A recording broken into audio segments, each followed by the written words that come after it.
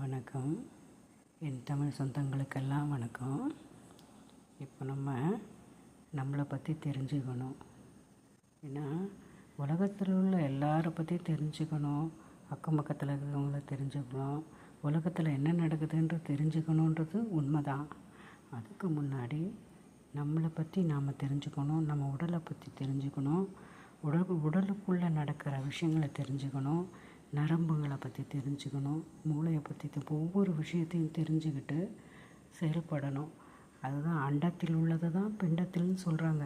அந்த மாதிரி பிண்டத்தில் உள்ள விஷயங்களை நம்ம தேடி தேடி தேடி தெரிஞ்சுக்கிட்டால் அண்டத்தில் உள்ள விஷயங்கள் எல்லாம் தானாகவே நமக்கு கண் முன்னாடி வருமா அப்படின்னு சித்தர்கள் சொல்கிறாங்க. நம்ம தேடியே போக வேண்டாம். நம்ம அதுக்கு தான் நம்ம மூச்சை கவனிக்கணும். நம்ம விடுற மூச்சை நம்ம கவனத்தை அதில் செலுத்திக்கிட்டே நம்ம வேலை பார்த்துட்டு இருந்தோம்னா கண்டிப்பாக வெளியே நடக்கிற விஷயங்கள் நம்ம என்ன தேடுறோமோ அது தானாக நம்ம கண் முன்னாடி வருமா அப்படின்னு சித்தர்கள் சொல்கிறாங்க. அதனால் நம்மளை பற்றி, நம்ம உடலை பற்றி, உடலில் நடக்கிற விஷயங்களை பற்றி, சூக்ஷ்ம விஷயங்களும் ஸ்தூல விஷயங்களத்தையும் நம்ம நல்லா தெரிஞ்சுக்கிட்டால் தானாக உலகத்தில் உள்ள விஷயங்கள் பூரா நம்ம என்ன தேடுறோமோ அது நம் கண் முன்னாடி வந்து நிற்குன்றது கண்டிப்பாக உண்மை.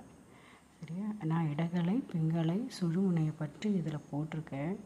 ஒவ்வொரு விஷயங்களும் போடணும்னு ஆசைப்பட்றேன். 96 தத்துவங்களில் நீங்கள் பாருங்கள். நன்றி.